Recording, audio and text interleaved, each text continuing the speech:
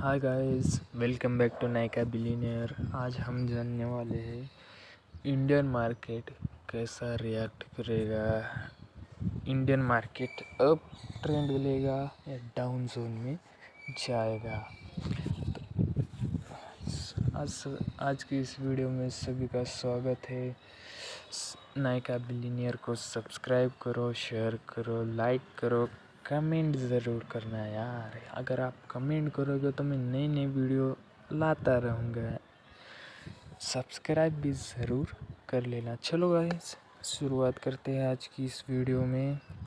पहले तो global market की हम बात कर ले तो डाउन जोन्स डूब चुका है तकरीबन 250 पॉइंट से। नैस्डैक 150 से गया है।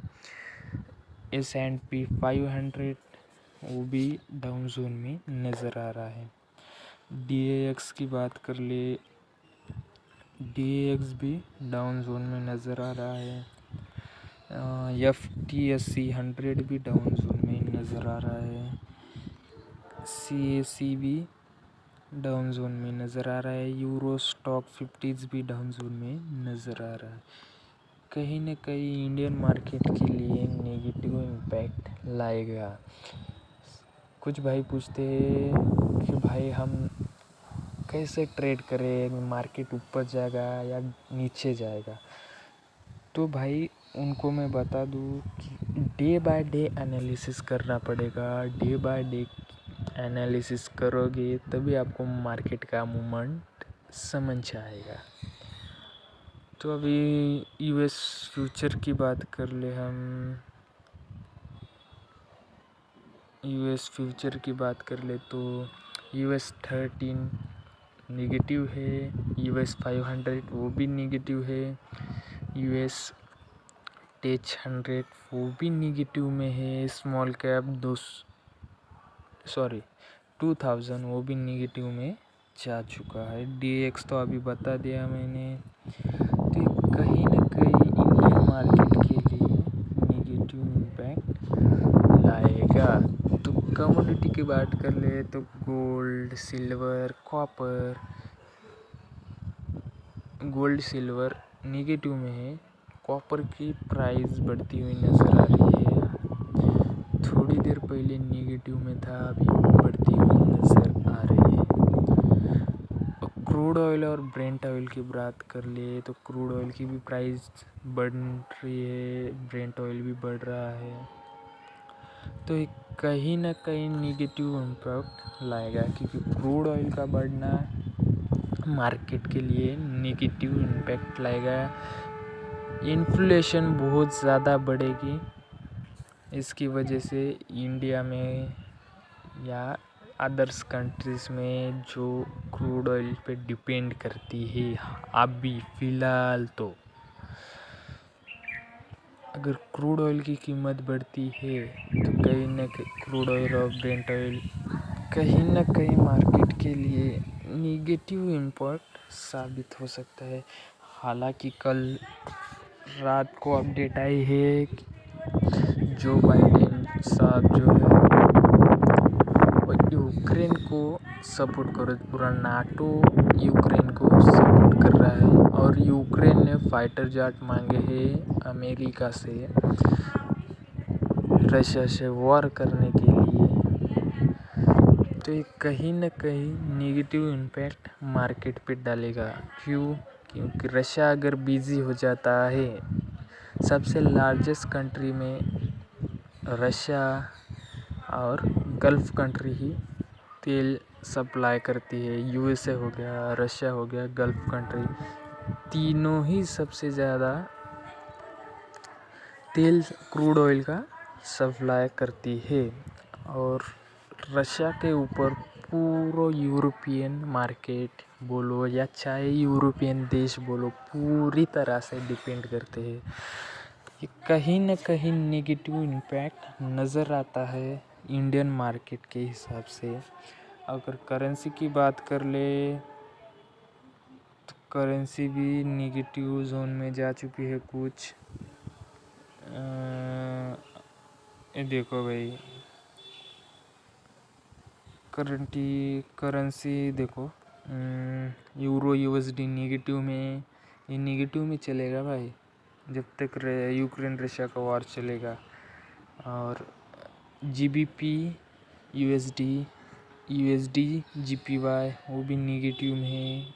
इंडियन करेंसी हालांकि बढ़ती हुई नज़र आ रही है, कहीं ना कहीं इंडिया के लिए बहुत बड़ा नेगेटिव पॉइंट है कि इंडियन करेंसी यूएसडी के मुकाबले अगर उसकी वैल्यू बढ़ेगी तो एक यूएसडी अगर 80 रुपये का, मान लो आप 80 रुपये ही हो जाएंगे वो कुछ दिनों में, 80 रुपये का मान लो। कुछ दिन पहले ही 74 रुपीज़ थी, कुछ दिन पहले 78 रुपीज़ थी, आज 79 पॉइंट में आ गई। तो कहीं ना कहीं इंडिया के लिए बहुत बड़ा इम्पैक्ट डालेगा, क्योंकि इंडियन वर्सेस यूएसडी में अगर बहुत ज़्यादा डिस्टेंस आने लगेगा, कहीं ना कहीं इंडिया के लिए नेगेटिव इम्पैक्ट डालेगा। हालांकि क्रिप्टो करेंसी की बात करें तो बिटकॉइन बढ़ते हुए नज़र आ रहा है, बाकी अदर करेंसी भी नज़र आ रही है बढ़ती हुई। बॉन्ड्स की बात कर ले तो यूएस 10 ईयर बॉन्ड बढ़ रहा है, यूएस 13 ईयर बॉन्ड्स बढ़ रहा है, यूएस 2 ईयर बॉन्ड बढ़ रहा है, US 10 year T notes down zone में नज़र आ रहे हैं, US 13 years T note down zone में नज़र आ रहा है। यूरो का बॉन्ड बढ़ते हुए नज़र आ रहा है,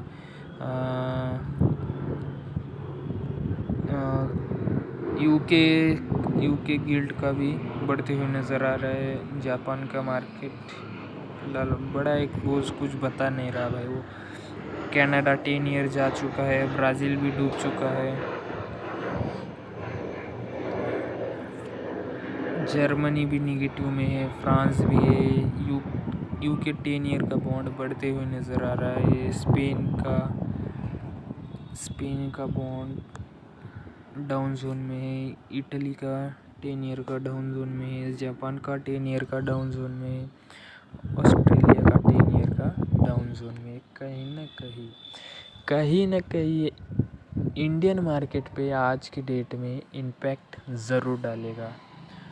ईटीएस की बात कर ले तो ईटीएस में हालांकि उतना बात करने लायक कुछ है नहीं, तो फिर भी बता दूँ कुछ डाउन जोन में है, कुछ बढ़ रहे हैं, कुछ डाउन जोन में कुछ बढ़ रहे हैं। फंड्स की अगर बात कर ले तो फंड्स फर्स्ट स्टॉक मार्केट वो भी डाउन जोन में नज़र आ रहे हैं। मांगुर्दा 500 नेक्स्ट एडमिरल वो भी डाउन जोन में नज़र आ रहे हैं, बाकी तो सब डाउन जोन की तरह ही जा रहे हैं। तो कहीं ना कहीं ये क्या करेगा, कहीं ना कहीं इंडियन मार्केट पे इम्पैक्ट डालेगा। निफ्टी की अगर बात कर ले तो 1580 पे अभी फ़िलहाल पोजीशन बनाकर रखा है। तो मैं बताऊंगा भाई कि ये सपोर्ट लेगा 600,